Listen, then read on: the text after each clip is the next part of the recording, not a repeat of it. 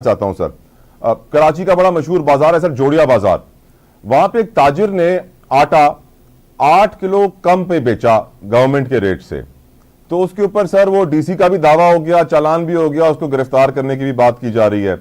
और जो एक बहुत बड़े अफसर का बेटा है जिसकी वीडियो वायरल हुई है, जो कराची के इलाके में सर समंदर के पास हवाई फायरिंग कर रहा है, उसको कोई पकड़ नहीं सकता। हमारे मुल्क में सर निजाम अदल बड़ी क्राइसिस से गुजर रहा है, लेकिन हमारी मईशत जिस हाल में है अशफाक साहब, क्या हम मजीद यही अपनी आदतें कंटिन्यू कर सकते हैं या हमें बदलना होगा, और कैसे, कौन बदलेगा हमें अशफाक साहब? थैंक यू तला। तला देखिए, सबसे बड़ी बात ये, बदलना तो होगा, मगर इन आइसोलेटेड इवेंट्स पे हम अपनी पूरी जो जिसको है ना फाउंडेशन को नहीं ले सकते। ये हम इसको कोई एक बिल्कुल ये अच्छी मिसालें नहीं है आपने जो दी हैं, मगर देखिए अगर एक ताजिर ने 8 रुपए आटा कम दिया है तो मैं समझता हूँ उसको दादू तहसीन मिलनी चाहिए। इसकी वजह यह है कि इंटरनेशनल मार्केट में वीट की प्राइस बहुत कम हो गई है, और ऑन एन एवरेज अगर आज आप देखेंगे तो FOB या C&F मुझे मिल के पड़ेगा 70 रुपए पर केजी, अगर मैं वीट के हिसाब से देखूं जो इंटरनेशनल प्राइस चल रही है बुशल के हिसाब से। और हमारे यहाँ इस वक्त ज्यादा है, आपने देखा होगा इस वक्त बॉर्डर पे स्मगलिंग भी रुक गई है, और आज आपकी गवर्नमेंट ने अगर इम्पोर्टेड वीट है इसके अगेंस्ट आटा एक्सपोर्ट करने की भी इजाजत दे दी है। तो मैं ये समझता हूँ कि ये आइसोलेटेड इवेंट है, और हमें बिल्कुल मार्केट फोर्सेस के हिसाब से सारे काम करने चाहिए। और जो भी यानी कि ये सब्सिडीज वगैरह हम जो देते हैं ना, ये मेरा ख्याल है नहीं देनी चाहिए। हाँ, अंडर प्रिविलेज या प्रोटेक्टेड जो पीपल हों उनको आप बेनजीर इनकम सपोर्ट प्रोग्राम के तहत अच्छा वजीफा दे के उनके लिए आसानियां पैदा कर। अशफाक साहब, ये कल की खबर दे रहा हूँ अशफाक साहब, आपने से 2-3 बातें जो है ना ऐसी कर दी हैं अशफाक साहब, with all due respect sir, आप मेरे उस्ताद हैं, मोहतरम है मेरे लिए बहुत ज्यादा। सर आप कह रहे हैं बॉर्डर पे स्मगलिंग कम हो गई है, sir 4000 metric ton every day तेल आ रहा है। सर मेरी बात सुन ले, आटे की मैंने बात की है, मैंने आटे की बात चले की चले है, चले सर, आपने एक और अभी, चले मैं कंटिन्यू करें, लेकिन सर मैं आपको ये कह रहा हूँ, देखिए मैं कह रहा हूँ कि इस वक्त आपकी जो सबसे ज्यादा पिसा हुआ तबका है ना वो मीडियम क्लास है। अच्छा। और मीडियम क्लास को, मिडिल क्लास को आपको कम से कम उजरत जो है 50,000 रुपए करनी पड़ेगी, जब जाके कई मामला थोड़ा बहुत संभलेंगे। तो ये दो चीजें, आप मईशत में आप आ जाए। मईशत में देखिए सबसे बड़ा आपका मसला है current account deficit. Current account deficit आपको पता है हमारा, उसकी वजह से हमें IMF के पास जाना पड़ता है, और उसी की वजह से हम उनकी जो शख्स शरायत है उनको पूरा करते हैं, और उसी की वजह से हमारी महंगाई में इजाफा आता है। वरना अगर आप देखेंगे तो मेरी लोकल इकोनॉमी में बायोन्सी की कोई प्रॉब्लम नहीं है, लोगों के पास अपना परचेजिंग पावर है, मगर जो महंगाई बढ़ती है तो वो उनकी कमर तोड़ देती है।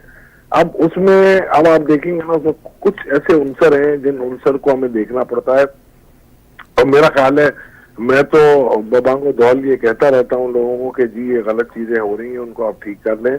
इनफैक्ट फाइनेंस मिनिस्टर साहब को मैंने कहा है, और हर लेवल पे मैंने ये बातें की हैं। मगर अब देखिए वो जो बैठे हुए इक़्तिदार के ऐवानों में, ये उनके ऊपर है कि वो किस तरीके से इन चीजों को सीरियसली लेते हैं। अभी इस वक्त देखें आप, जैसे डॉलर इस वक्त आपका 278 रुपए का आज क्लोज हुआ है। 278 रुपए का नहीं है, ये 235 रुपए का है। अभी इतना जो ओवर प्राइस हो रहा है इसलिए कि स्टेट बैंक बाइंग कर रही है। गोल्डमैन सैक कहता है 225 रुपए का है। तो यही मसले हैं, मैं आपको इसलिए बताना चाह रहा हूँ कि ये चीजें ऐसी हैं जो गवर्नमेंट को देखना पड़ेगा, और इसमें खातिर ख्वाह आपकी इंपोर्ट की वजह से कमी आ सकती है, महंगाई में कमी आ सकती है, और जिसकी वजह से आपकी शरह सूद में कमी वाकई हो सकती है। बिजली तेल की कीमतें सर, अब बिजली भी महंगी हुई है, आज 5 रुपए फी यूनिट बताया जा रहा है, तेल की कीमतें भी बढ़ने वाली हैं, महंगाई कहाँ जाएगी? अशफाक साहब, एक गरीब आदमी को आप क्या मशवरा देंगे, वो कैसे सर्वाइव करे? जी मैंने आपको इसीलिए कहा ना कि जी बड़ा मुझे अफसोस होता है, एक तो ये जो प्रोटेक्टेड कस्टमर्स जो पॉपुलेशन है। मेरे दिमाग में अशफाक साहब एक बात आई थी जो मैं भूल गया था, आपने BISP का नाम लिया था सर। गुज़िश्ता रोज हमारे पास खबर आई थी सर, जो BISP के वेंडर्स गांव देहातों में कैश देने जाते हैं, वो सर हर बंदे से कहते हैं कि 1500-2000 रुपए हम लेंगे तो आपको पैसे देंगे, वरना पैसे नहीं मिलेंगे। तो सर ये बहुत गलत हो रहा है, और उन लोगों को वाकई करार वाकई सजा मिलनी चाहिए।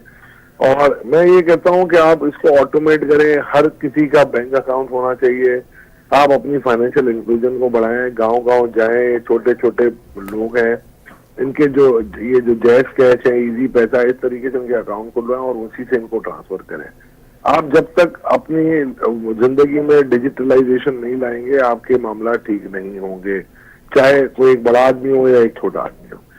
इनको आप BISP को आप बिल्कुल सही, ये बड़े लम्हे फिक्री है हम सबके लिए कि इस किस्म की हरकतें हो रही हैं BISP में, जो कि सिर्फ बेचारे गरीब लोगों के लिए है। और ये समझ रहे बेचारे इनके साथ अगर कोई हाथ कर रहा है तो मेरा ख्याल है वो सजा का मुस्तहिक है। सर सबसे हमारी जो चारों सूबों में जो एक गवर्नमेंट है जिसने सबसे आके पहले अपने बजट्स रिलीज करवाना शुरू किए थे वो पंजाब गवर्नमेंट थी। मरियम साहिबा ने आते ही सबसे पहले महीने का 358 बिलियन रिलीज करवाया। अब बताया जा रहा है कि बजट इजलास भी पंजाब असेंबली में हो गया है। 4480 अरब रुपए की बजट की हुकूमती मंजूरी आ गई है, अपनी मंजूरी भी थोड़े दिनों में आ जाएगी। सर जिस तरीके से लैविशली स्पेंडिंग हो रही है, क्या आप समझते हैं कि हम इस तरह अभी भी अपने एक्सपेंस पे रिफॉर्म्स लाए बिना हम इसी तरह बादशाहों की तरह हुक्मरान हमारे चलते रहेंगे?